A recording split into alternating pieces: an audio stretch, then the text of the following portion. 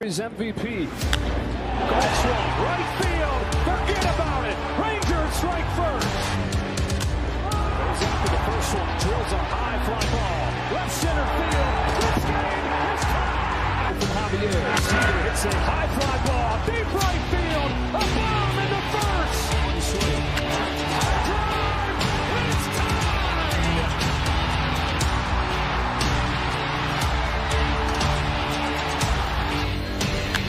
Seager smashes the ball down line. Goodbye. Now Seager to right center field. Way back there. Gone again. Corey Seager does it again. It's Texas Rangers win the World Series. The Willie Mays Most Valuable Player Trophy presented by Chevrolet. Is there any doubt? Corey Seager. Hi, and welcome to another edition of Right on Rangers Live, coming at you in the bottom of the seventh inning. Rangers trailing 5-3. Unfortunately, at least it's not 5-0. At least we bothered to make it a little interesting today, right? And Cole Winn is on the bump right now. 2-out walk, that's never a good thing. But look, with Aranda up to bat, maybe not the worst thing in the world, but Cole Winn in the ball game right now, trying to keep this a 2-run deficit. Caminero up to bat now, 0 for 3, but a dangerous hitter, 800 OPS on the year. Definitely a guy you want to be careful with, a guy that's got some power and pop. Cole Winn, don't want to do the famous announcer jinx here, but has yet to give up an earned run this season. Let's see if he can overcome it.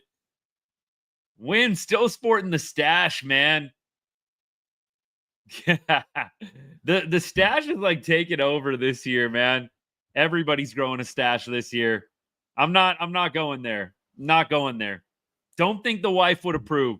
But anyways, the jinx, by the way, didn't work. Dolly is gonna camp under this one. Can of corn. Cole Winn, man. What a start to the year for him. You got to point out some positives tonight. What we have seen from Webb, Milner, and Winn tonight, it's beautiful.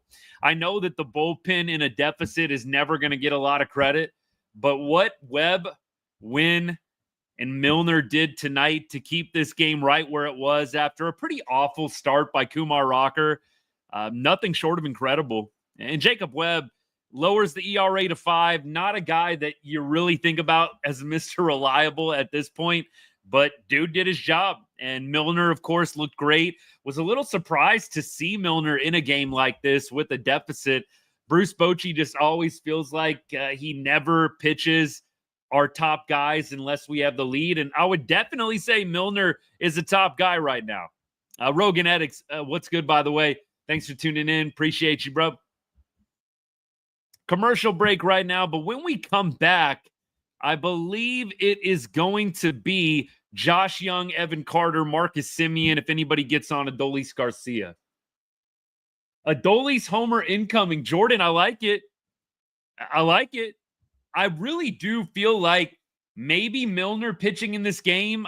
It seems like if you're going to throw Milner, you got to feel really good about the comeback. Maybe it's been a little while since Milner's pitched, so I could definitely see it that way, but that was the first thing that came to my mind. Bruce Bochy must feel really good about a Hobie Milner shutdown inning combined with the Texas Rangers comeback. And Patrick, 100%, I feel like that is like without a doubt true. Hobie Milner, for me, is the reliever of the year for Texas at this point. And look, if you put him up there with the tops in baseball, dude's got a sub-2 ERA. Like, he has been one of the best relievers in the game thus far, and I don't think that that's a hot take. I mean, Rangers reliever of the year 100%, but Hobie Milner among the tops in all of baseball with what he's doing. 1.93 ERA, and he's getting the strikeout. He's just got that funky delivery. He mixes up speeds. I'm a big Hobie Milner fan, but y'all already knew that. Who's faster, Bruce walking to the pitching mound or Rocker pitching? Dude, that is a gold comment, bro. That is a 100% goated comment right there. It's got to be Bruce. I mean, Kumar Rocker didn't even look like he was trying at times to cover bases. It's got to be Bruce Bochy, honestly. Look, we're going to talk about Kumar Rocker probably a lot in between the commercial breaks and definitely post-game. We're going to lock in on the rest of the game today. But, yeah, I can't say any Rangers fan walks away feeling great about Kumar's outing. Josh Young is up to bat right now. Josh has had a rough night up at the plate. Look, killed the rally in the fifth inning, the sixth inning. Totally killed that rally with not a great at bat. Let's see if he can get things started here in the eighth.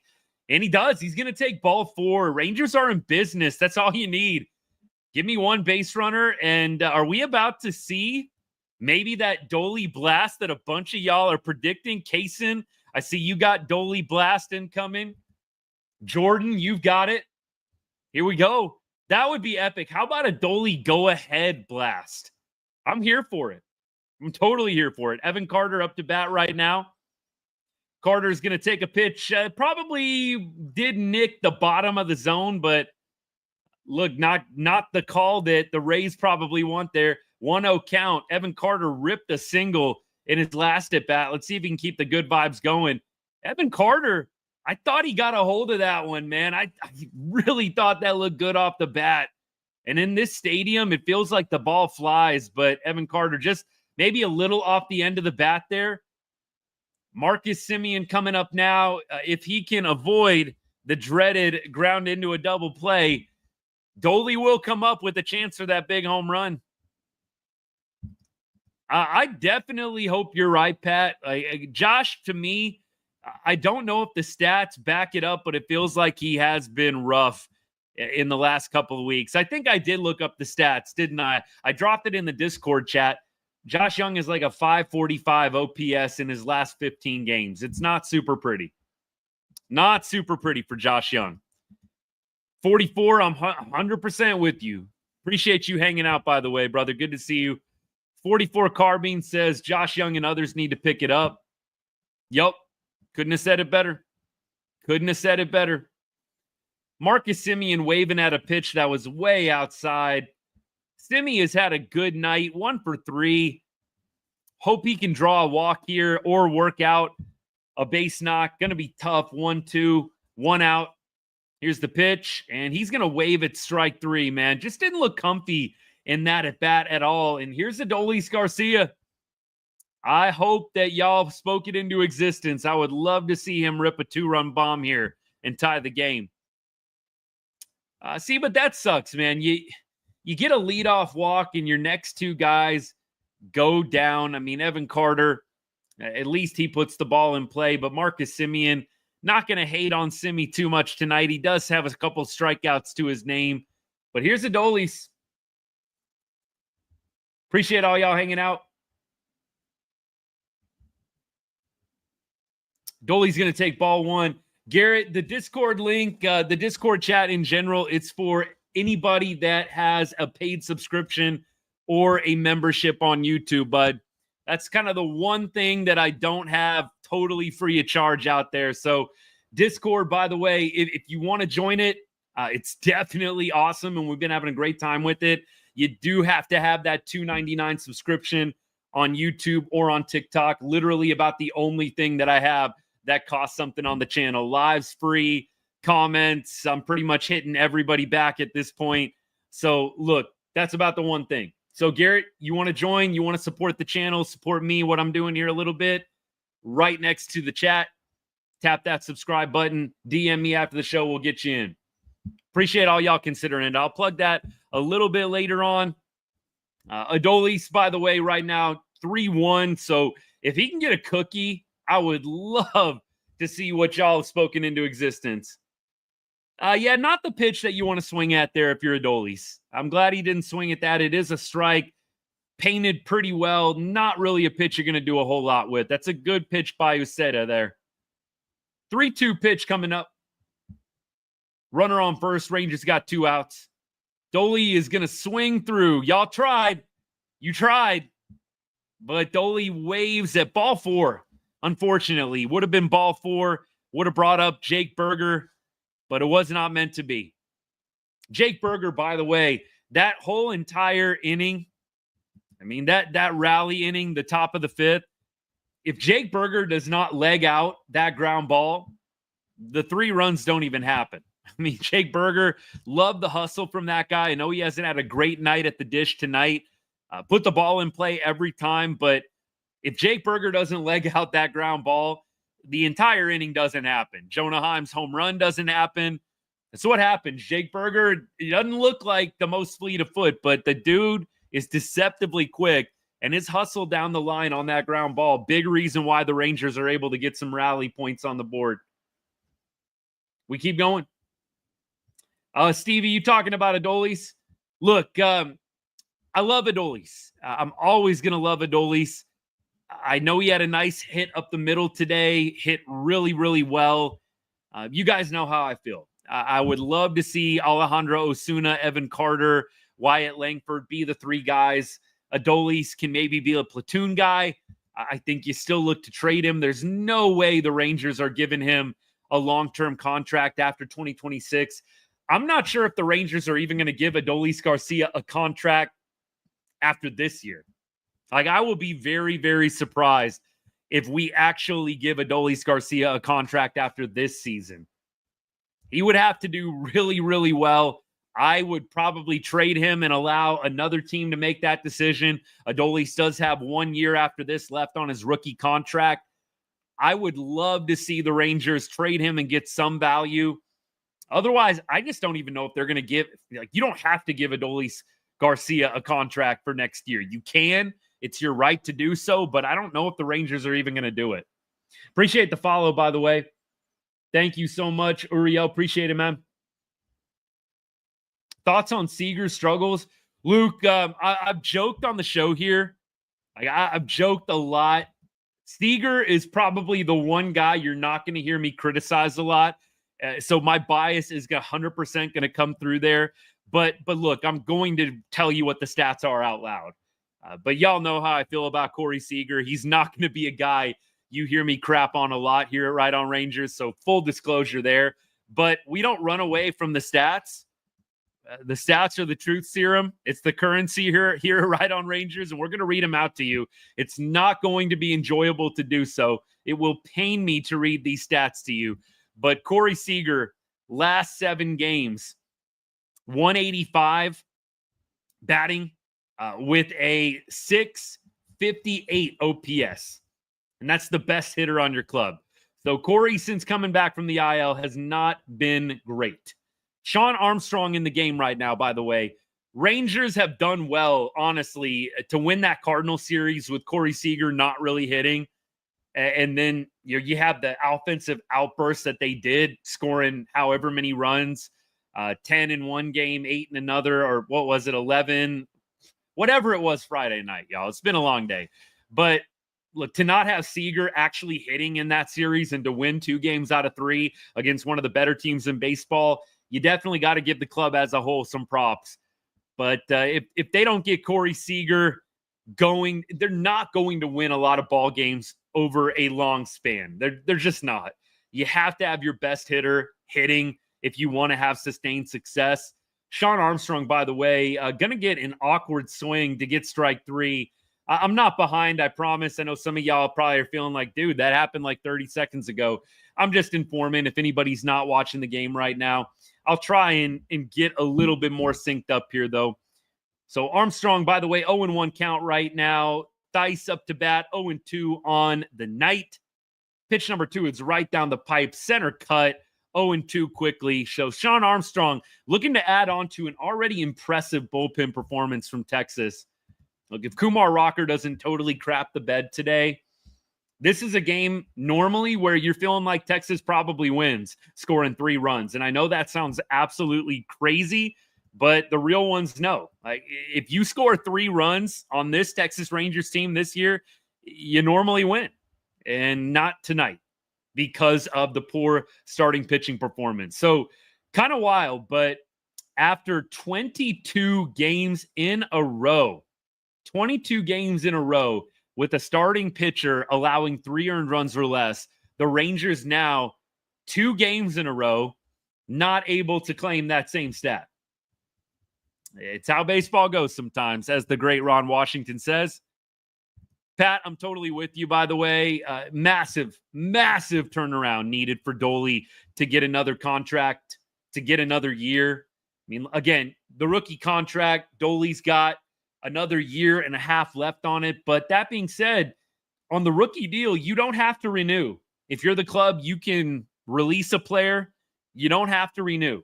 And I don't see the Rangers renewing Adolis Garcia's contract if he does not have a massive, as Pat said it, turnaround. I don't see any other way there. No other way. All right. We got 1 and 2 right now. 1 out, bottom of the 8th. Another foul ball. Armstrong, little too far over the plate with that sweeper, 86 miles an hour. We'll see if Sean's able to get out of this 8th inning and give the Rangers a chance in the 9th. Unfortunately, the Rangers already kind of mowed through the heart of their order. But at least they'll have Berger and a few other big hitters coming up. Strike 3, that was middle in, man, and Armstrong just blew it past him. There we go. Good for Sean Armstrong, man. Good for him. Armstrong and Webb are the two guys I feel a little shaky about. Jacob Latz, you could probably throw him in there as well. Armstrong, though, I mean, 3.70 ERA. I mean, it's not great, but it's not bad. So 2 quick outs here, and Caballero up to bat now. He's 0 for 3 on the night. Here's the pitch. And that sweeper, he just keeps going back to it. And that was right down the middle. Little off-speed pitch. Caballero not expecting it. And we have now an 0-1 count. Caballero with the double eye black. I haven't seen that look in a while. The double eye black, man. He's going to swing and foul this one off. So it's quickly 0-2 for Sean Armstrong. Making quick work of the race here. Going to knock on wood just in case, man. Seriously. Yeah, Latz did kind of ruin that streak for us yesterday, Pat. 100%. 100%. Latz did not have a good game. Did not have a good game. Just like Kumar Rocker soiled the bed in a major way. That wild pitch he threw, very first pitch coming in, not ideal. And then it was all kind of downhill from there. 44, I'm with you. I mean, the hitting, look, it was nice to have that 5th inning, and you've got Wyatt Langford and a few guys with base knocks today, but by and large, look, just not great. Not great. I'm with you. 1 and 2 count. Armstrong trying to get this one to the top of the 9th. Rangers, if anybody reaches, will potentially have Wyatt Langford coming up. He's been swinging a hot bat. Berger, Heim, or Smith is going to have to get on base, though, in the top of the 9th to give Wyatt a shot. I love it when a good thing comes together. By the way, Marcus Semien, Johnny on the spot. That one looked laced off the bat, but Semien was perfectly placed. Jake Berger's going to lead things off. Heim, Smith, if anybody gets on, Wyatt Langford, who has been swinging a hot bat tonight. I love it how it works out sometimes. I put out the Wyatt Langford video a couple hours before the game today, and look who's coming through with a multi-hit performance. Love it when that happens. Love it, man. Wyatt, look, yeah, definitely struggling here in the month of May and into June, but a couple of good hits tonight, hard hits, and hopefully back in business. The Rangers can get Wyatt Langford going. That is going to just go such a long way for this offense. If you got your 2 and your 3 hole hitters in sync, in this case, Wyatt Langford, Corey Seager, it's huge. It's huge. Right now, though, the problem tonight has been Seager and Young. 0 for 3, 4 strikeouts. You're not even getting productive outs out of your 3 and your 4 hole. It's tough. Smith and Langford have done a decent job getting on base. They are a combined 3 for 8 on the night. That's pretty good. That's pretty good. But you got 0 for 8 from your 3 and your 4 hole. Not great. Not great. 28 relics. Yes, sir. I'm hoping Berger can do something for me, too. I put out a video a couple days ago about my boy Jake Berger. I got a little pushback. Every once in a while, I get some pushback from Rangers fans. We got a lot of Rangers fans that love Nate Lowe, and I do too. But again, I've said this a number of times. I have wished that Nate Lowe would be our starting first baseman exactly 0 times this year. I love what Jake Berger brings. The defense has been solid. I think Jake Berger has a much bigger, taller ceiling than Nate Lowe does. The advanced stats on Jake Berger are elite. You're talking about 90 percentiles in hard hits, barrels, things like that. I mean, Jake Berger, to me, has got a lot of potential. And look, it hasn't been his night to night per se. He's 0 for 3. Only takes one swing, though, in the game of baseball. 44 Carby, I'm with you, man. Look, I do this, and I obviously, y'all know I got a day job, but I treat this like a job. I'm going to be here, rain or shine. I love the Rangers anyways, whether it's a job or not, but I get it. There are some nights it's hard to get on the live, and this is one of those nights. You know, whenever they're losing like this, going into the late innings, Rangers, by the way, in Major League Baseball, fewest runs scored in the 7th, 8th, 9th. Berger is going to roll over on one here, so should be a quick one out. Love Berger's hustle. I mean, like I said, in that 5th inning, Berger's hustle single-handedly extended that inning to give Jonah Heim and company a shot to get the Rangers on the board. Jake Berger, though, 0 for 4 tonight. Jonah Heim's going to come up. Let's get somebody on for Wyatt. Somebody. Come on now. 100%. Nate Lowe is a great guy. Jake Berger is a great guy. Like, I don't mean to pit them against each other. Again, give me Jake Berger over Nate Lowe if we're just talking baseball. In the clubhouse, that's a tough one. Jake Berger seems like one of the best dudes ever. I mean, just a genuinely good guy. But Nate Lowe feels exactly the same way. Just positive vibes all the way around. Good dude. So, look, it's tough for just strictly clubhouse purposes. I think it's pretty close. But again, for Jake Berger making less than $1 million doing what he's doing, give me that over $10 million Nate Lowe at this point.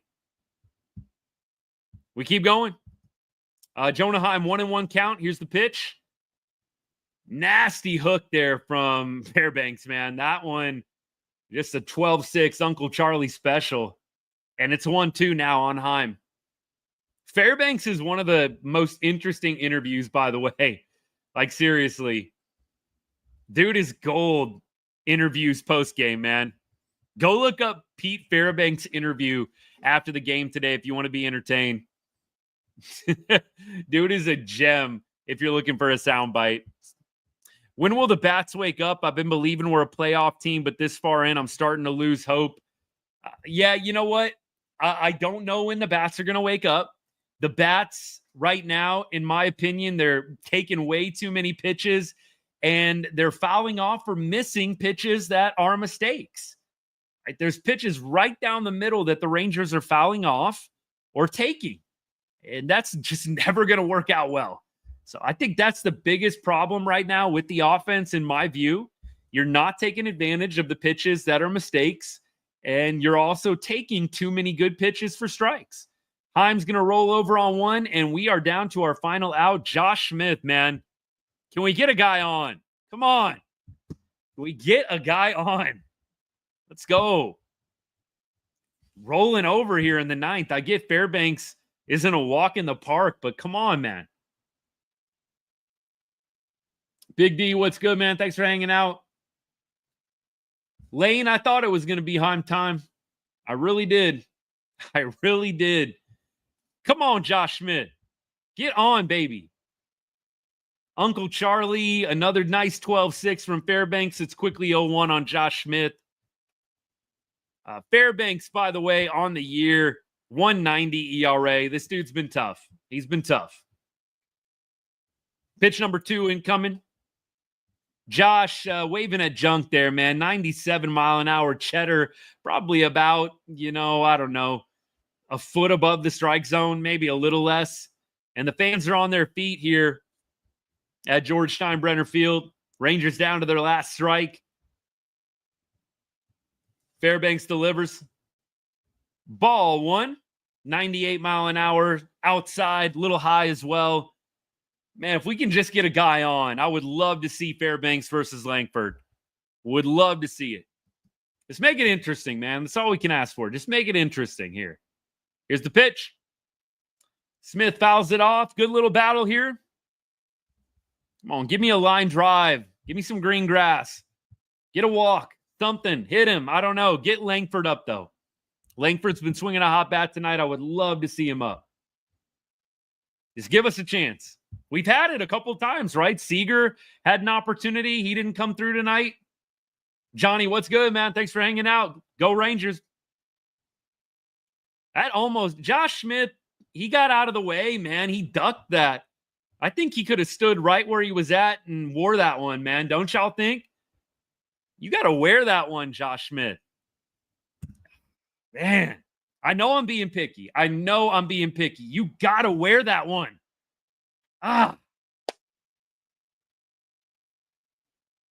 That's going to be... Josh Smith! Josh Smith, you are so lucky. You are so lucky, Josh Smith. Josh Smith was not hustling, and he is so lucky that Brandon Lau booted that one and couldn't get a handle. That is why you hustle out every freaking ground ball. And Josh Smith didn't. He was not hustling, man. He was not hustling. I'm glad he got on, man. That would have been a really frustrating way for this ball game to end. At least we get Wyatt Langford up right here. It's exactly who you want up. You have got to freaking leg that out, Josh Smith. He is so lucky that Lau bailed him out. Man, Wyatt swinging out of his shoes. That was not the pitch you want to start out with, baby. Come on now. I'm getting fired up right now, y'all. That lack of hustle from Josh Smith, that kind of stuff just pisses me off. I mean, look, the situation with Rocker, I'm already there. I had kind of gotten over it. Now Josh Smith has got me right back in my feelings. He's down at second base, by the way. My goodness, man. You just so fortunate that Lau throws that one away because Josh Smith was not hustling out of the box. Was moping after hitting that ground ball right at somebody. Oh, Wyatt. Get down. Get down. Yes, sir. Yes, sir. I really feel like Wyatt could have tattooed that baseball. He got jammed. I really feel like Wyatt could have tattooed that thing. Jordan, I'm with you, man. Look, it was piss poor hustle from Josh Smith. And look, y'all don't hear me get animated all the time, but the lack of hustle just grinds my gears to no freaking end. No freaking end. Oh, my goodness. I'm glad that we got a run here. It's interesting. That's all we can ask for, man. It's interesting right now. You got Corey Seager up. You got a runner on. A little redemption. Oh, hit me a 2-run bomb.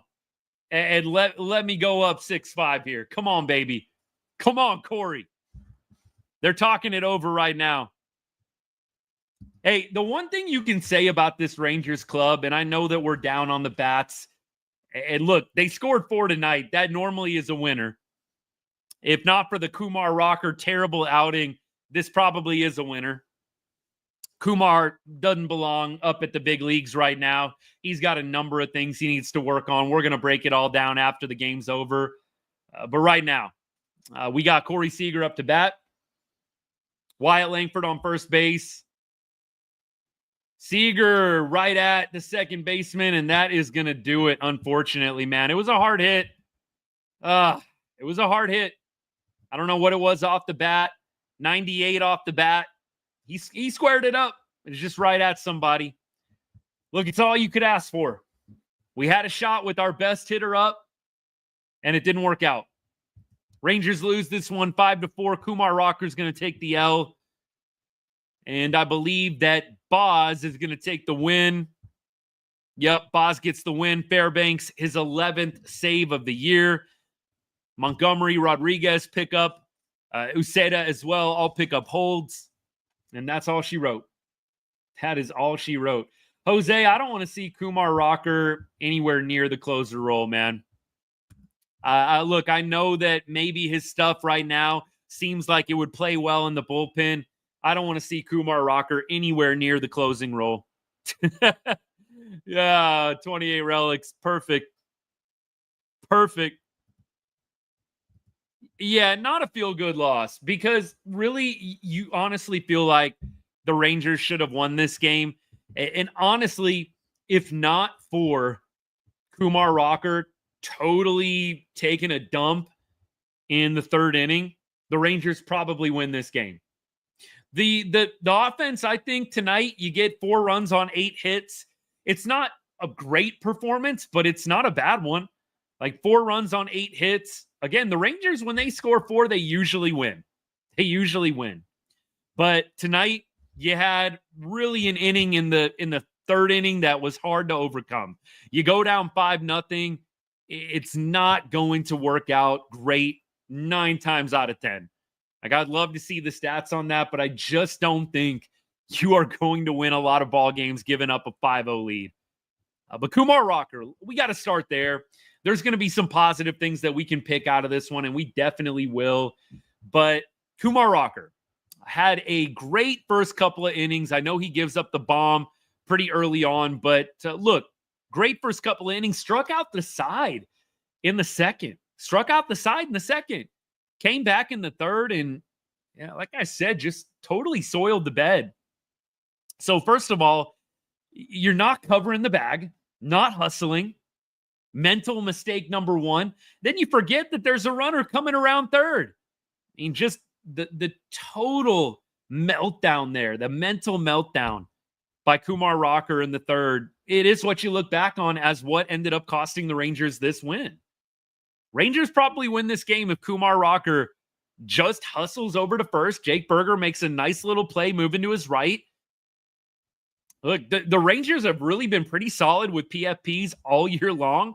It was a little surprising, but Kumar Rocker, rookie, maybe too focused on other things, disappointed about how the inning was going.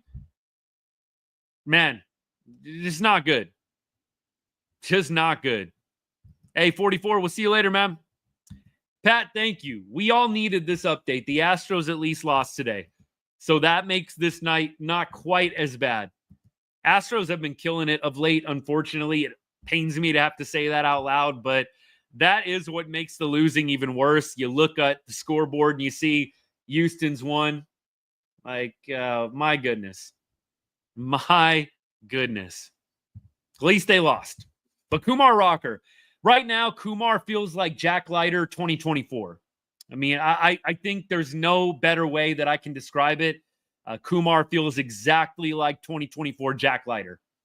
Just the stuff is there. You see what it could be one day, but just not ready. Not ready. And I think right now, with Cody Bradford coming back in a couple of weeks, by the way, Cody Bradford throwing bullpens, simulated game, I believe, incoming for Cody Bradford when the Rangers come back from Minnesota. And after the simulated game, you basically go out on the rehab assignment if you're feeling good. In some cases, you throw a couple simulated. I think Cody Bradford's probably going to be back within 3 weeks at the latest, if I had to guess. Maybe it'll still be end of June. I think it probably will be. We might see Cody Bradford before the calendar turns to July, though. Either way, Evo is going to be back most likely for his next start. Kumar needs to go down to AAA. Needs to go down to AAA for sure.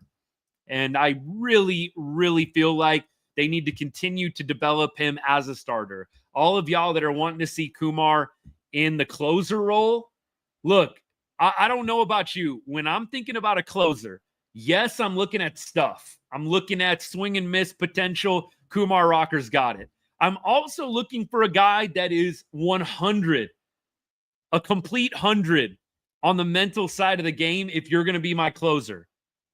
And I think we can all agree it does not appear right now that that's what Kumar Rocker is operating at. It ain't 100 when it comes to the mental side for Kumar Rocker right now. And I don't want that anywhere near the 9th inning. So, look, argue with me, disagree if you want. I want my closer to be 100% locked in on the mental side of the game. And you have to be mentally tough, strong, nails, if you are going to close out ball games in the major leagues. So Kumar Rocker, I don't want him anywhere near the 9th inning. I did enjoy Baksick basically just torching Kumar Rocker for 2 straight innings. Because, one, you don't always see Rangers media do that. You don't see Rangers media call out certain players very often. And here's why, and I've explained this before, because I know that sometimes we, myself included, give those guys a hard time. Man, why do y'all always carry water for the team? Why can't you just call it like it is?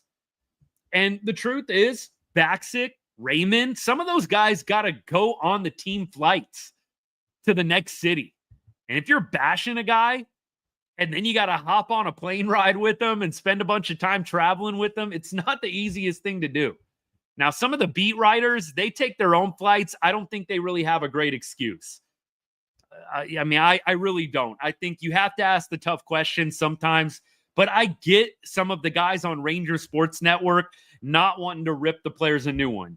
In some cases, you got to sit close by to them on the plane ride. And so at this point, to see Mike Baxic torch Kumar Rocker for 2 straight innings, first of all, it was warranted. Second of all, it was refreshing. The mental side of the game, if you're not going well in terms of execution and productivity, the mental side has got to be there, at least as a solace to make you feel a little bit better. But when the execution's poor and you're having mental breakdowns, it's just a total recipe for disaster and for frustration to boil over. And I think that's what you saw out of Mike Baxic. I loved it. The other thing Mike Baxic talked about, which is valuable, Kumar Rocker just seemingly only throws 2 pitches. Like he throws it 98, 99 or whatever it is. I don't know what his fastball was topping out at, 97, 98. And then you've got the 91, 92 mile an hour cutter that apparently Kumar Rocker has no control over. I mean, look, it's filthy at times, but literally Kumar Rocker said pre-game, he just kind of sees how it feels in the bullpen, the off-speed pitch. He doesn't really call it anything. Sometimes it's more like a cutter. Sometimes it's more like a slider. Sometimes it's more like a curveball. And Baxic is basically saying, bro, you've got to master your pitches. Like, it's not good that you don't know what's coming on a given day, and you've got to wait till your freaking pregame bullpen to figure it out. And I do think that that is an extremely valuable point, and it's another reason why I think you got to feel good about Kumar going to AAA. Like, develop your pitches. You can't just have 2 pitches, and you can't have one of those 2 pitches be a pitch that you don't really control. That doesn't make a lot of sense to me either. So it was refreshing from Baxic. Very, very refreshing from him. We keep going. I'm going to get to comments. 28, 100%. Trash throws losing always makes me smile. McJowers, Wyatt did look great. Like I said, I love when I put out a reel about a player before the game, and it's like an actual like positive kind of hype type reel, and that player goes out and lights it up. And that's what Wyatt did today. I put out a reel about Wyatt. We talked about the struggles in the reel in the first half, and we talked about why we can all be hopeful about Wyatt Langford, even though the average has taken a little bit of a hit. The dude is in the 85th percentile in a number of very, very positive advanced stats, hard hit rate, barrels, barrel percentage. This dude is one of the hardest hitters in the game of baseball, and he's getting a little unlucky. The BABIP is in the 250s last time I checked. That's one of the key indicators of a player being unlucky. Anything below 260 when it comes to the BABIP generally, to me, means you're a little bit unlucky, and in some cases, a lot unlucky. So there's a lot of reason, I think, to be hopeful about Wyatt Langford, and I love that he went ahead and put the cherry on top of my reel today by putting in a 3-hit performance with 2 RBI. Thank you, sir. Thank you for making me look good. So we'll see. We'll see what Wyatt does moving forward, but I just feel like he is a guy that you're just not going to keep down for long. Not going to keep that dude down for long. Yeah, I mean, look, 28, I'm with you. If we could get all these guys on the same page, or like maybe even 3 or 4 of them having a nice little multi-hit, that would be ideal. 100% would be ideal. We need you to reel on a few tomorrow. Let's see. I don't know who I can really hype up at this point after a game like this, man. Like the only thing I walk away feeling great about is Wyatt, and I just did a reel on him today, and the bullpen. And let's be honest, the bullpen does not always get a lot of clicks. I mean, it's not a super intriguing topic. It is for me. It is, I think, for a lot of the diehards, and the bullpen was great today, but not always the most exciting thing to make a reel about. Although I have done it. I have done the bullpen hype videos. I've done it with Hobie Milner. I've done it with the bullpen as a whole. I don't know if I want to do a bullpen hype video tomorrow, though. We need the bats to get going. Maybe a Corey Seager struggle video for tomorrow. I don't know. One thing that is interesting with Corey, you've seen him switch up his stance a number of times. And look, earlier this year, he was having the front foot, right? The open stance, the front foot was like on the outside edge of the box. And today you saw him bring that front foot back in a little bit, a little more closed off. Just wonder what's going on. I've got to be honest. I don't love all the mechanical tweaks in season, but look, if it helps Corey Seager get lit on fire, like I'll take it. But I don't love all these mechanical tweaks that players are having to make in the middle of the year. I mean, it's not super encouraging. But if it helps, clearly I'm all for it. But I'm just giving you my gut instant reaction here. Let me get to some TikTok comments, man. Still love my team as well, 100%. Thoughts on Corey Seager? Clearly not going great right now. Hitting under 200 in his last 7 games. Didn't come through multiple times today when it would have been nice to have a big hit. And that's a problem. You have Corey Seager as your number 3 hitter, and he's hitting under 200. That's not going to go great. It's not going to go well for you.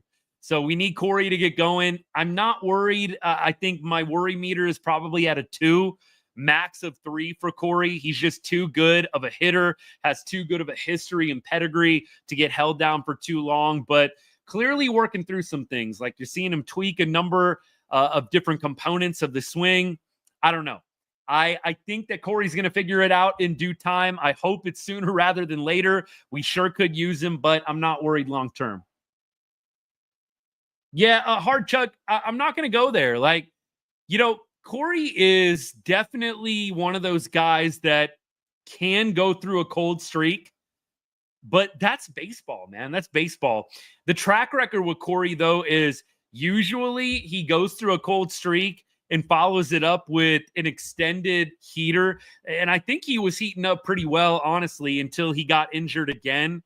So for me, I think Corey is going to be fine, man. I think he's going to be okay. I don't know why the meltdowns are occurring on Corey Seager. I would tell you 1,000% to pump the brakes. But hard Chuck, if you're genuinely seeing that, I feel even more convicted that I need to follow up my Langford video that I made today with the Corey Seager video for tomorrow.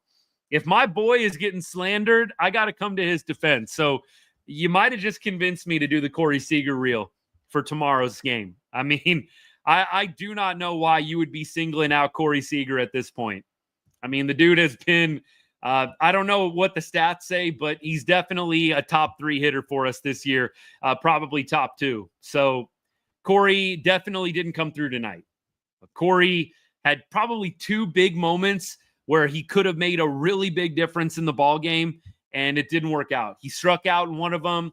He rolled over. I don't want to say rolled over, but hard contact to second base to end the game.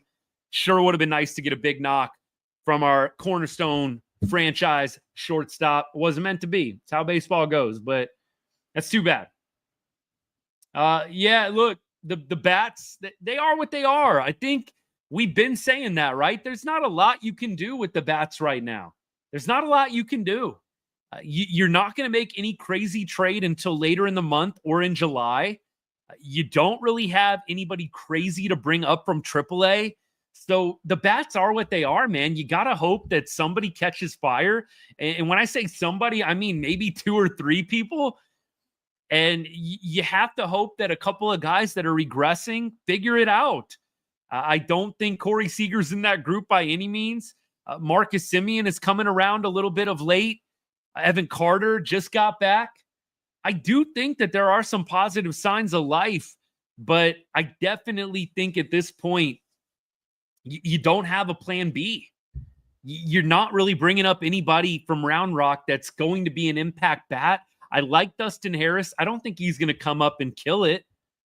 I like Freeman, and I like some of the other guys down at AAA. I don't think they're going to come back and mash or come up and mash. I think that right now you got to hope that this 9 figures it out. I don't know what other option there really is. Somebody asked, what do I think of Osuna being out? I didn't like it. I don't know why Bochy last night already had his mind made up that Garcia was going to play today. I don't know if y'all heard that too, but post-game, Garcia was going to be in the lineup, according to Bochy today. I didn't understand that.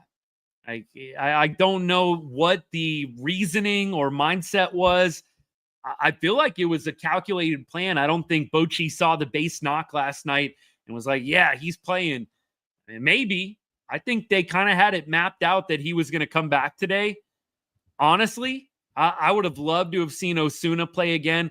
I want to see Adolis Garcia against lefties as a platoon player, pinch hitting, kind of like doing the opposite of Evan Carter, right? Evan Carter comes in when there's a righty that is relieving, or if there's a righty starter. I kind of want to see Adolis in the same light.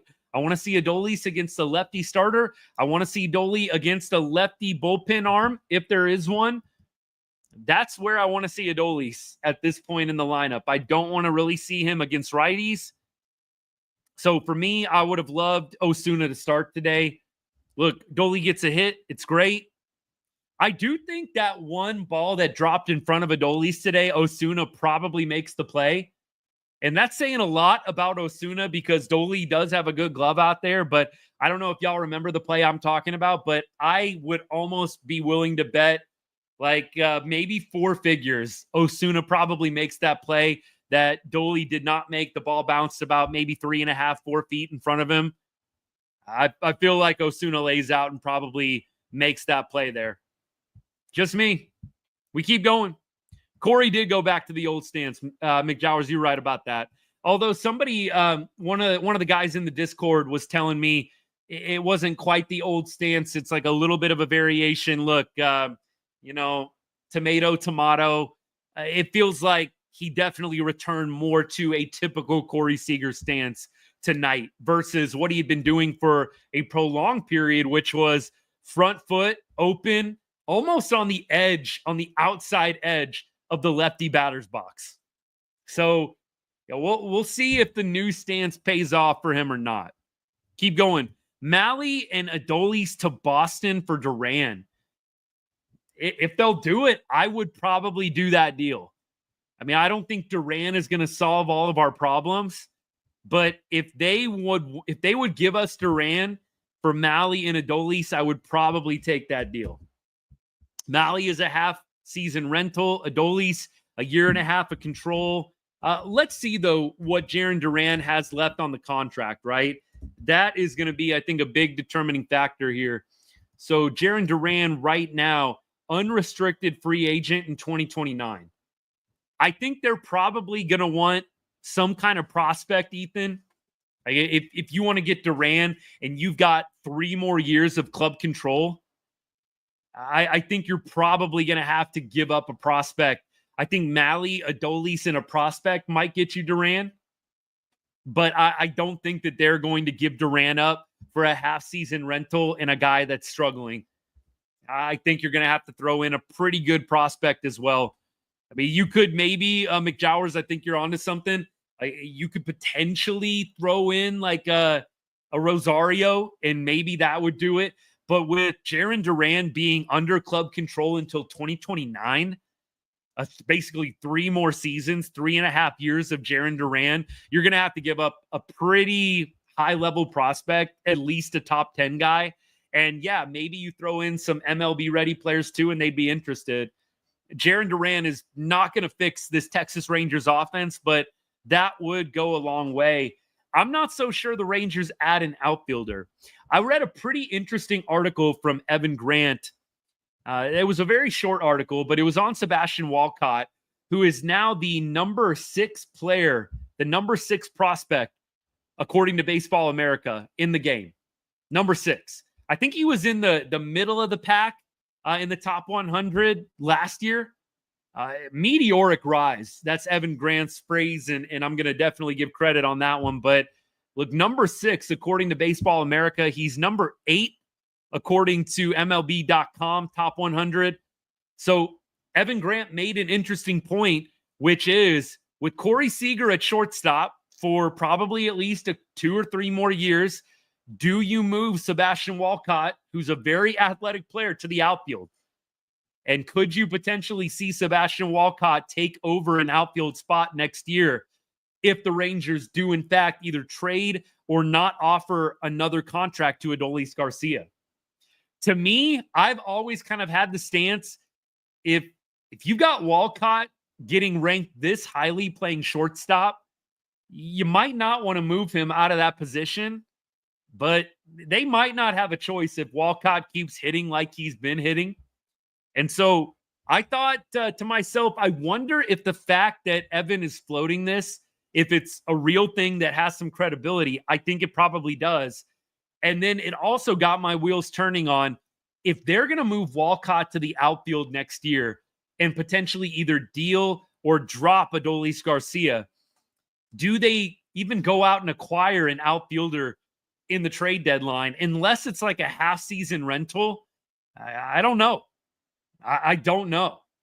So for me, we'll see what happens with that, but I'm a little bit questionable on whether or not we're going to go out and get an outfielder. I think it's probably more likely we go get an infielder or go get a guy that can kind of just be a straight-up DH. I think the outfield is pretty log-jammed at this point. Keep going. It said Dylan Cease for Duran straight up. Now, Dylan Cease, definitely, that's interesting. I don't know what Cease has left on his contract. Let me go ahead and check that out. I don't imagine Dylan is having a better year than Malley right now. But look, Dylan Cease is an unrestricted free agent next year. That seems a little wild, man. Ethan, that seems crazy. That Jarren Duran for Dylan Cease, a half season of Dylan Cease. What's his stats right now? What are his stats that you would be willing to do that deal? No way. 4.66 ERA. I don't know why you would give up 3.5 years of control of Jarren Duran for a half season of a 4.66 ERA Dylan Cease. I mean, I know he's a rental, but seriously, I don't know. Pat, no, I don't really think we are, man. I think at this point, you're looking to acquire guys that are going to be under club control. So I do think a Jarren Duran fits that mold, right? If you want a guy that is going to have some years with the club yet, go out and get a Jarren Duran and deal Malley, Adolis, prospects. That would be the moves that I would be trying to make. I've said it a million times. You 100% absolutely do not do a fire sale this year, regardless of what happens. You do a soft reset. You sell as many of the half-season guys that you can. So we're talking Corbin, we're talking Malley, we're talking a number of the relief pitchers, maybe Chris Martin. You see if any teams like Hobie Milner, and that hurts to say because I love Hobie, but you've got to look at all of the half-season guys first. I definitely don't think the Rangers are going to try and get any half-season rentals at this point. Now, if they go on a heater, win 8-9 games in a row, and suddenly you're in the first place in the West, then maybe the market opens up a little bit for them. But absolutely not. I don't think they're trying to go get half-season rentals. I mean, I know they did that last year with Carson Kelly and with Big Country. Oh, shoot. Why am I blanking on the name? Lefty, Detroit. Shoot, man, it's been a long day. But I don't think that they're going to do that. I really don't think half-season rental is going to be ideal. Ozuna definitely, I think, would be an interesting piece if you are assured of playoffs, right? Chafin, thank you. Zach, thank you. Jay and Wright, thank you, man. Yeah, look, total brain cramp on my part. Hard Chuck, you were on it too. Long day, y'all. Long day, so forgive me. Chafin was a half-season guy, right? So that is interesting, seeing what CY did last year at the deadline when the Rangers were kind of halfway in, halfway out. So I don't think you can put it past CY to go out and get a rental. Maybe Ozuna. Ozuna would be that kind of player. But the Braves are probably going to be in the playoff hunt. I don't even know if he's going to be available. I don't think Ozuna is a bad batter at all, man. I think he's actually a pretty talented one. If we look at the stats for Ozuna right now, what he's doing with the Braves on the season, 278 average. Love that already. 884 OPS. Hello. I mean, I think there's a lot to like about Ozuna's game. And the Rangers need a DH. Like, they need a DH. You really don't have a bona fide DH on this Texas Rangers club right now. You're swinging a bunch of different guys into the DH spot. It's somebody different like every other game. Ozuna really would be a nice fit. I don't know if the Braves are going to do poorly enough where they're going to get to the point of trading him. The Braves, by the way, are right now losing 1-0. They're 5 games under 500. They're basically right where the Rangers are at, a little bit worse. So it's possible. We kind of have to pray on some teams' downfalls. I was saying this yesterday. Like, we got to pray on the Cardinals' downfall, on the Braves' downfall. Like, we've got to really, really pray on some teams not doing super awesome down the stretch here, which I'm fine to do. But Ozuna and then the Cardinals guys, go get you a Brendan Donovan. Now, that is a dude. I know I mention him like every show. That's the guy I want to see us go get. And if you got to give up some prospects to go get you a Brendan Donovan, you do it. But let's see how many years Brendan Donovan has of club control. Brendan Donovan right now looks like he is not unrestricted till 28. So you've got 2 more years of club control over Brendan Donovan. I'm giving up a prospect, a good prospect for him, and maybe some major league players. That is so true, man. So true. We're lacking in bona fide hitters. That is absolutely correct. How much do we want for Wyatt? I don't think Wyatt is going to be for sale ever. I don't even know what Wyatt would gain from y'all. I appreciate the comments, by the way. Wyatt would get a pretty big haul, but the Rangers would be out of their minds to trade Wyatt Langford. Out of their minds. Yeah, you can lose a year of control on Walcott and call him up this year is crazy. So, Ethan, you're not a fan of calling Walcott up this year. I don't think the Rangers should call up Walcott this year. If you call up Walcott, and I've said this a number of times, if you call up Walcott, you better be 1,000,000% sure that you make the playoffs. Like, you cannot call up Walcott and basically kind of waste a year not making the playoffs and starting his clock. You have got to make sure 100% that you're making the playoffs if you call up Sebastian Walcott in 2025. There's no scenario where we need to call him up if it is even a question. Pat, I love the trade offer. One of my boys on YouTube says, we'll take Judge in your top 5 prospects for Wyatt. Oh, Pat, we need a little comedic relief after this one. We need a little comedic relief, that's for sure. Appreciate all y'all, man. Give me Brandon Lau. He rakes. Oh, I don't know about that. I don't think the Rays are going to do that. Now, J.M. Harrington, you buy if you can get quality players that you can control.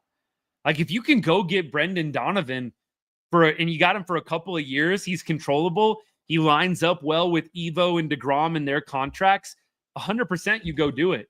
So anybody that's saying don't buy, yet maybe like what Pat and I were talking about, don't go buy half-season rentals and give up big prospects. But if you want to go buy a player that you have control over and you want to give up a few prospects to do it, please. I'm all for going to acquire players that you can control beyond 2025. And look, I think that CY might still go get a half-season rental somewhere, but it's not going to be for any kind of prospect of value. It's going to be for somebody that's probably a little bit lower level, maybe mid-tier. I don't think we're going to give up anybody good for a half-season rental. We keep going. Appreciate y'all.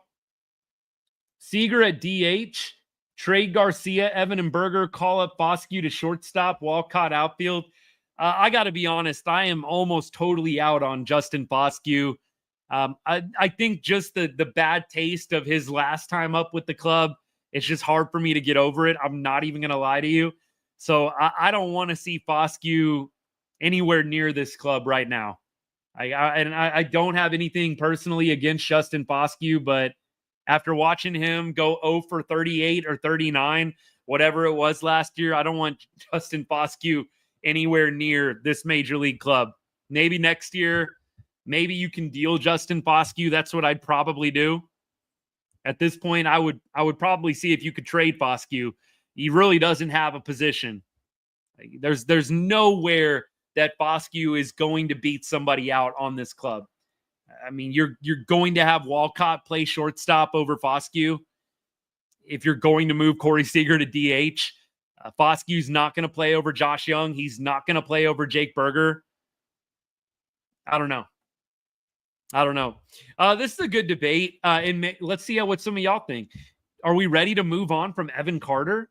Some of y'all are saying, a couple of y'all have mentioned trading Evan Carter as a chip to go out and get somebody else. I don't know if I'm ready to move on from Evan Carter.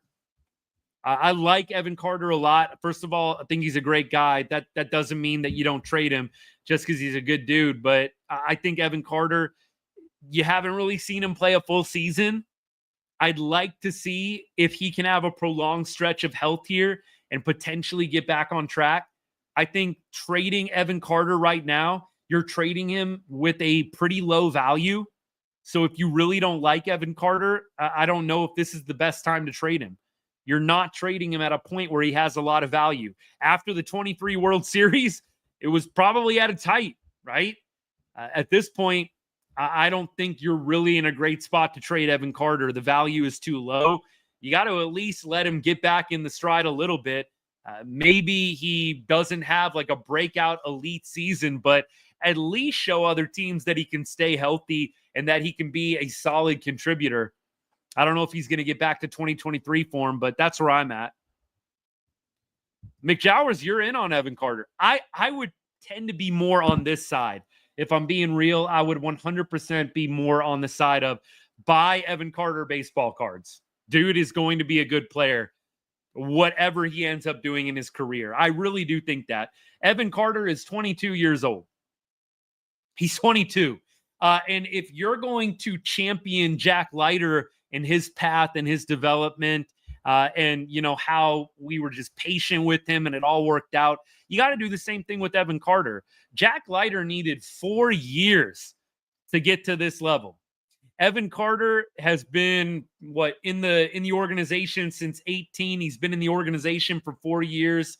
And look, his path was not as quick and accelerated as Leiter's was to the big leagues. So for me, I think you got to give Evan at least this year and next year before you make a harsh judgment on him. If you're not an Evan Carter fan, I don't know how you wouldn't be. Ethan, injuries though. I hear what you're saying. Like, Evan Carter has not been Mr. Production since 23, but he's also been hurt and he hasn't really played an extended season. Let's just see if he can make it through the rest of 25 without a major injury. Right? If you need to go on the IL for a week and a half, I don't really count that as a major injury. But let's see if he can avoid being out 3-4 weeks, right? Let me keep going here. Rocker needs to go back to AAA Austin 100%. 100%. If we get Duran, Carter is gone. Maybe. It just depends on who they like better. Like, personally, Hardchuck, I think they might consider Osuna in a trade. I don't think Osuna is going to become a 30 home run hitter.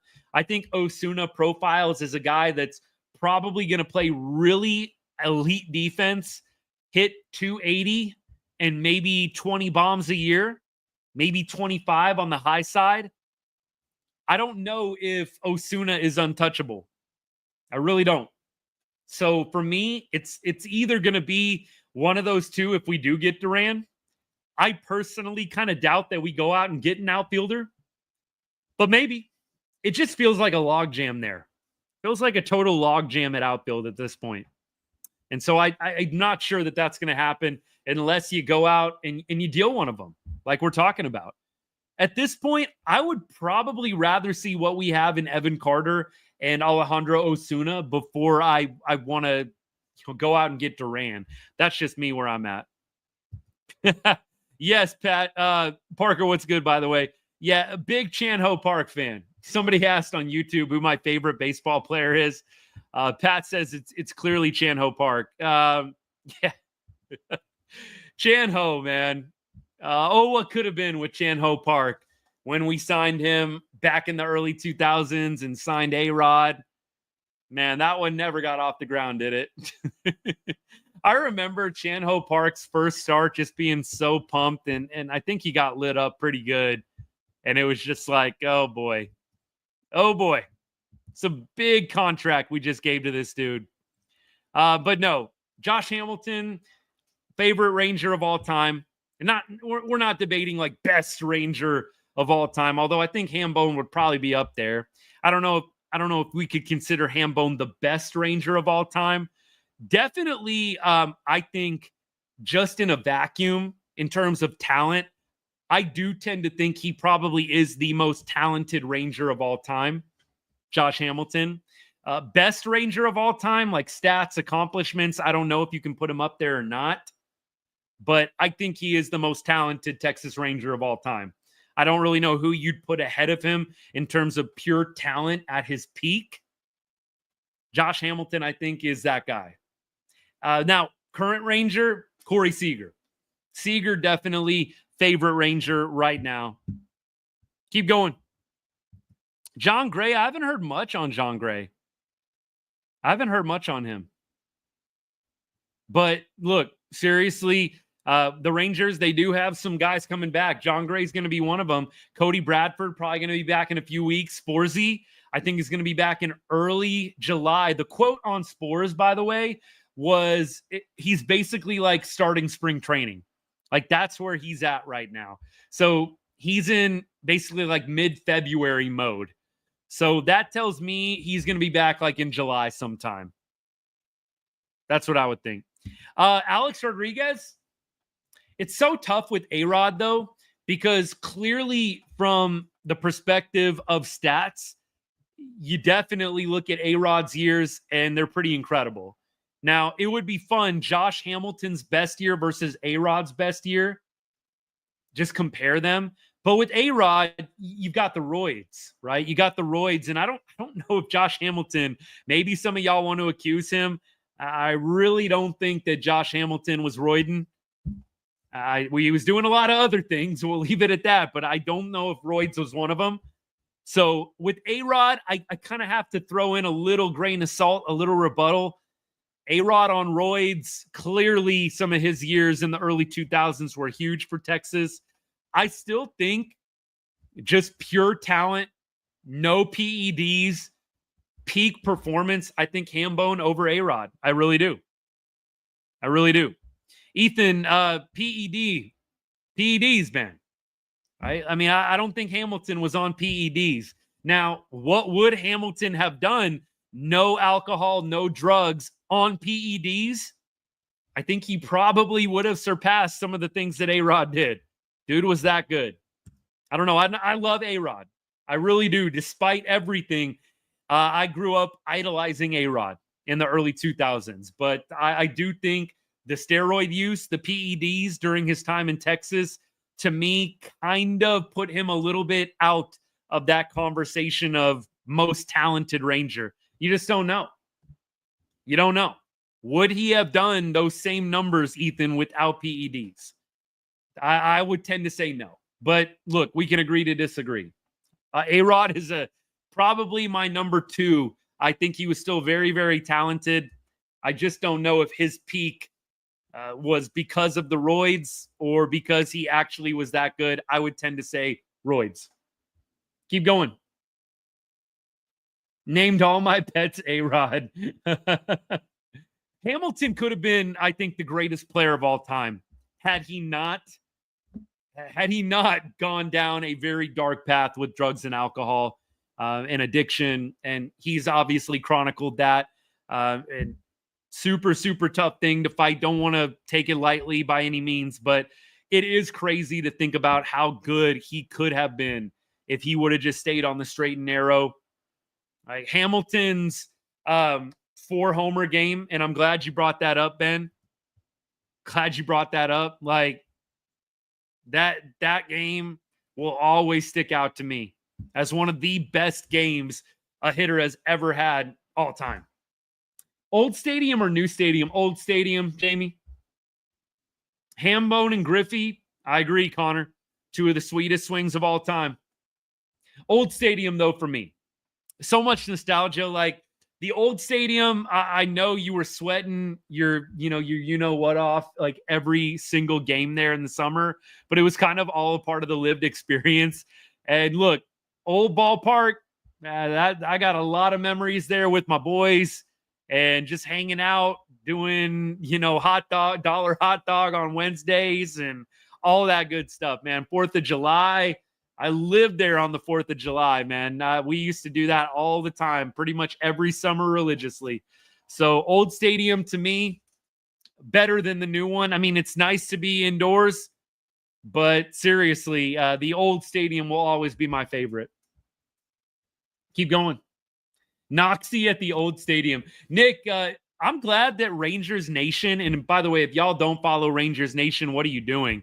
Go follow Rangers Nation. They actually brought Noxie back. I'm glad that they brought Jim Knox back because that dude was just like, you think of the Rangers, honestly, and watching them on TV, you think of Jim Knox. If you watched them in the early 2000s, if you were around during that time, I'm glad Rangers Nation got a hold of Jim Knox, brought him back. It's been fun watching Noxie go around the ballpark like the old days. I've really loved that. Keep going. Do I remember the Rangers scoring more runs in a game against the O's than a full month this season? Was it 33 runs that they scored against the Orioles that game? 32 or 33, wasn't it? That was wild. Absolutely wild, man. I would die for that at this point, man. I would die to have a game like that. Like 33 runs in a game. Jeez. Keep going. Yep. Steve Busby, Tom Grieve calling games. That was peak Rangers baseball, man. I miss that tandem.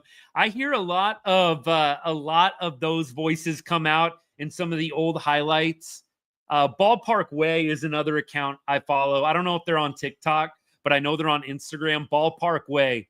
They post a bunch of old, really, really good clips from the early 2000s, from the Rangers time at the old ballpark. I would highly recommend that follow if you love Rangers nostalgia. So look, 100%.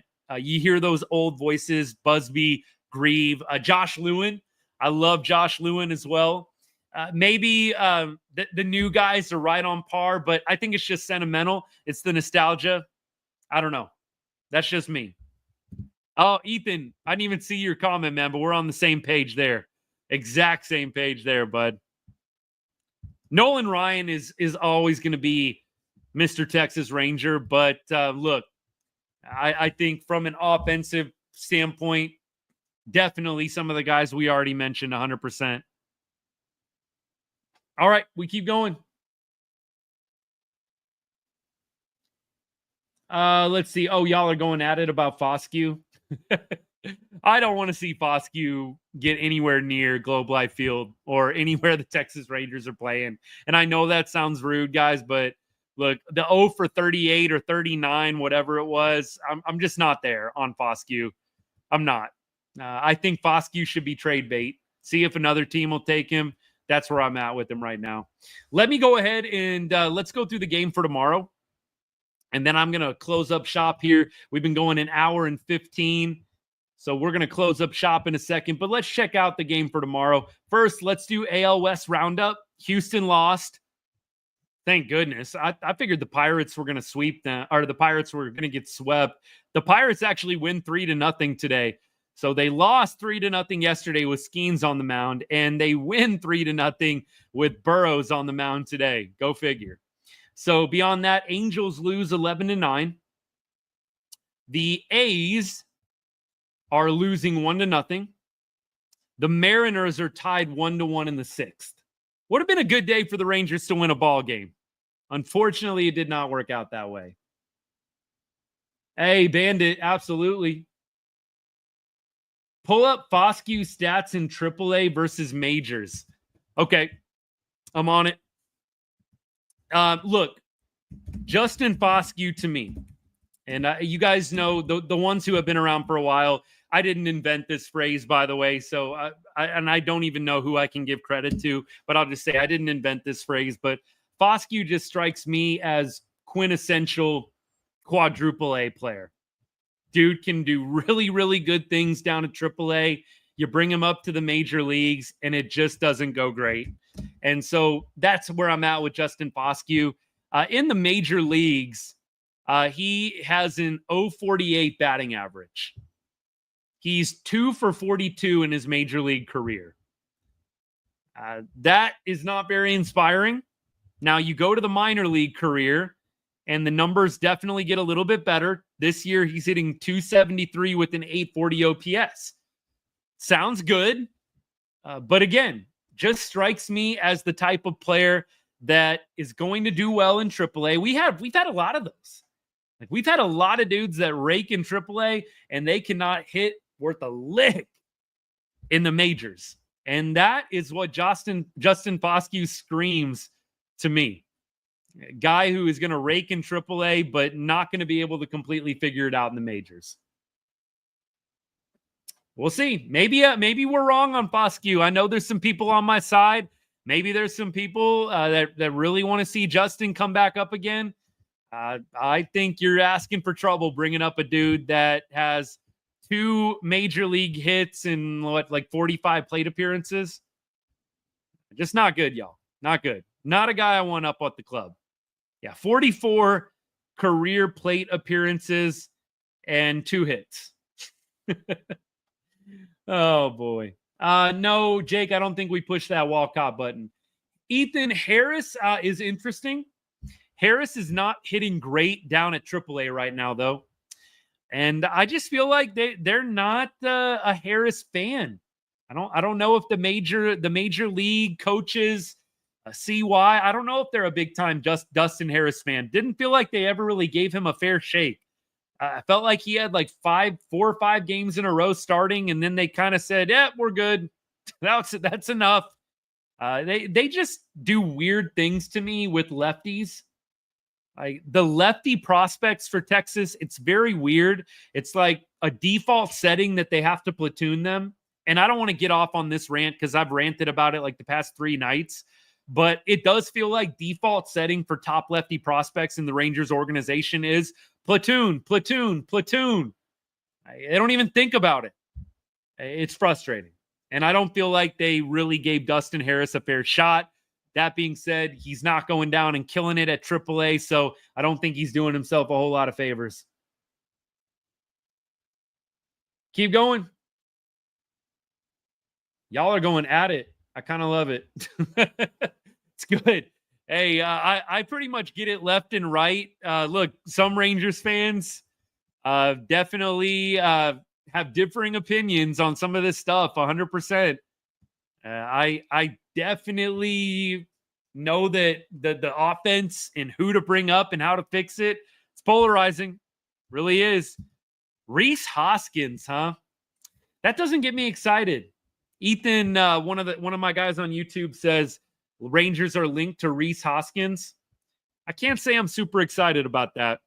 Ethan, how do you feel about it, man? You let me know in the comments. I don't know if I feel very excited about Rhys Hoskins, but that's just me. They would have platooned Odor. I mean, he might have been one that you needed to platoon at some point, but it just, again, it feels like every top lefty, every top prospect lefty that we bring up gets platooned. Osuna, Carter, Harris. It's like everybody. I don't love it. I don't like it. Lefties can play every day. They can. Look at Juan Soto. Look at Bryce Harper. Lefties can play every day, man. Corey Seager. Duh. You got to give him a shot, though. You got to give him a shot. Keep going. Justin, I'm kind of with you. I think the Rangers do have a problem developing lefties. They would rather have all righties. It does feel like that. I don't love the Rangers' insistence on platooning their top lefty prospects. It's weird. It's just weird. Yeah, I'm not a big fan of the Hoskins deal, Ethan, but 270 with 9 bombs, is that right? Jeez. I mean, that's better than what we got at a lot of different lineup spots right now. But what's the contract like? Is it like a 1-year deal? What does he have, 2 years left? He is unrestricted in 27, but he has a mutual option for next year. So he's basically a half-season rental. That is a good point, though, Pat. Like, Hoskins, what did he play outfield, though? Didn't he play outfield for a time? Like, a couple stops ago? But I agree. Like, you got Berger, you got Jock coming back. It's going to be a bit of a logjam. Really, when you think about it, there's not a lot of ways to upgrade the lineup. There's not, unless you're going to make a big move to get rid of somebody. Unless you're going to make a pretty big move and deal away a current starter, it feels like it's going to be tough to really upgrade the lineup. You're going to have to deal somebody. I think Garcia is probably out, but then it's almost like you got to deal somebody else too. Like, I wonder, that's why I said I wonder if Osuna is potentially going to be on the trade block. I do think the Rangers would deal Osuna for the right player. And I love Osuna coming out the gate, but I think that he might be a trade block guy. Any other pitcher on the mound today, we would have won. Uncle Ruckus, 100%. Do I think this team has no energy throughout the game? It does feel a little robotic at times with Texas. I do totally agree. Jake, it would be awesome to see a little bit more emotion out of some of the guys. Like, you're going to get it with Dolly, but he hasn't been going great, so he's naturally going to be a little more suppressed doing what he's doing. Corey Seager is always going to be that stoic. You're not going to get much out of him unless he's hitting a game-tying home run in the World Series. You know, it's crazy. But I do think guys like Jock Peterson, definitely not doing great with the bat, but I like the energy that Jock brings. I wish they had a couple more guys like that. Now, I wish they could be better hitters than what Jock has been for us so far, but I like the vibe that Jock brings to the clubhouse and to the dugout. And I wish that the Rangers had a couple more players like that. Cal Raleigh would be phenomenal. I don't think that's happening. Pat, I hope you say it enough times, though, that it gets spoken into existence. We like to do that here at Right On Rangers. I think Jock's going to be back probably early July.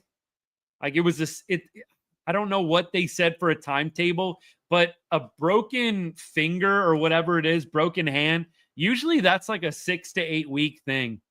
So I'd imagine we're going to see him like around the 4th of July, maybe sooner. Yeah, you got Cal Raleigh. Cal Raleigh's right here, man. It's been a while since we had a Cal Raleigh reference. Like, there was like a streak of like literally 2 straight weeks where I would get a Cal Raleigh comment. Cal Raleigh, is that you? I don't know. I don't see the resemblance as much. I'm not going to lie to you guys. I've probably I don't know, gotten that comparison like 30 to 50 times over the course of this season. I know that's a pretty big range, but it's the best I can do. Maybe so. And look, in my old age, I'm not getting rid of the weight as well as I once could have. So maybe it is the face shape, the beard, a little bit of everything. I don't know. Maybe I need to drop a few pounds. But look, honestly, getting the Cal Raleigh comps, I've said it a million times. If I'm getting compared to a millionaire, I'll take it. Look, Cal Raleigh, one of the best baseball players in the game right now. I'll take the compliment. Seriously. I really like this perspective, and I think that the Rangers will make some noise late in the season. I know that that's maybe a bold prediction with how they're going right now, but Carlos, I like the perspective. If we can get a whole season out of DeGrom, that is going to be a lot of fun. It's going to be a lot of fun. I want to see him make the playoffs, but it's going to be a lot of fun. we get to see that much of Jacob deGrom. Yeah, Rocker was not great tonight. Rocker needs to go to AAA and figure it out. Do I think it'd be smart for Heim to switch to one side only hitting? Interesting debate. Now, I'll look up the splits on Heim right now, and this is going to be one of the last things I do before we get off the show. I'm going to preview game tomorrow, and then we're going to get on out of here. But Heim splits 2025. What do we got? Let's see. I don't know if this is going to work out great on MLB.com. It's failing me right now. Oh, I can just do lefty righty. Okay, we're good. 255 from the right side and 236 from the left side. 720 OPS from the right side. 656 OPS from the left side. So, look, a little bit better, honestly, hitting right-handed is Jonah Heim. But he hit a home run lefty tonight. So, I don't know. I don't think so. It feels like we're close to a rally. Look, tonight, I actually liked the fight. It was a 5-0 ball game that the bullpen shoved, and then we actually strung together some hits and some runs, and it was interesting late. So, Hard Chuck, I'm with you. Ethan, I'm not with you on the closer Kumar Rocker thing, though. I think we saw a meltdown in the third inning. I can't imagine what Kumar is going to do in the ninth. Just saying.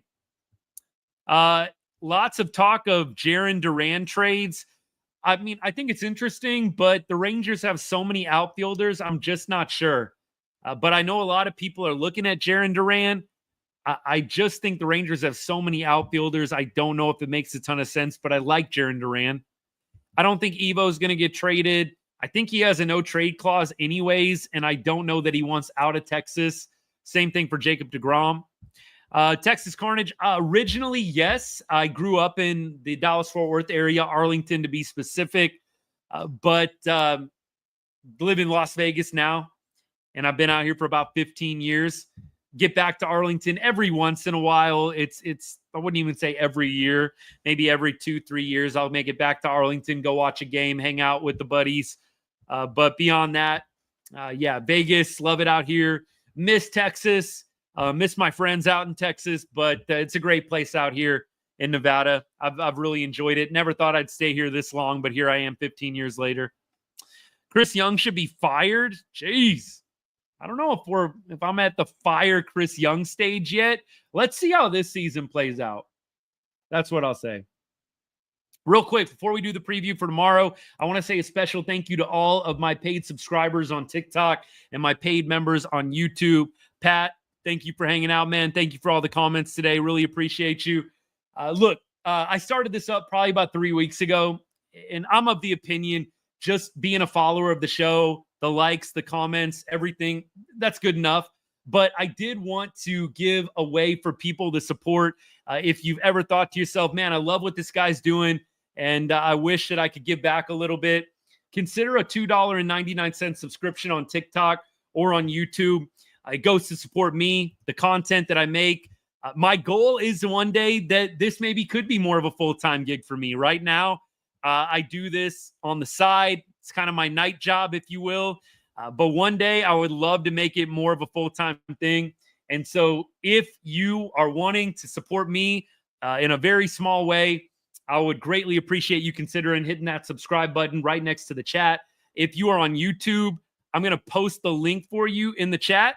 And again, consider it. If you decide it's not for you, no hard feelings at all. But $2.99, here's what it gets you. You're going to get, obviously, priority when it comes to replies and comments in lives and in the videos I post as the channel gets bigger and bigger. I also have an exclusive Ride on Rangers Discord chat. We've got, how many people do we got, Pat? Probably like 25 people, like 20 to 25 people in the Discord chat already. It's pretty awesome. I love the vibe. I love the community we're building. So if you subscribe today, we'll get you into that exclusive Discord chat. DM me and I'll send you the link. But it's been a great time, honestly. I'm trying to build a community here, be more than just a reaction page, be a legitimate voice in Rangers baseball. I'd like to think we're getting there already, but any support that you're willing to give to the channel, I appreciate you considering, man. Thank you so much, everybody. Let's get to the preview for tomorrow, and then we're going to call it a night. So for tomorrow's game, we've got Jack Leiter on the bump, and Leiter has been pitching well of late. He had obviously a good outing against Houston, had a good outing last time out as well. Hopefully he can help us salvage a game in this series, man.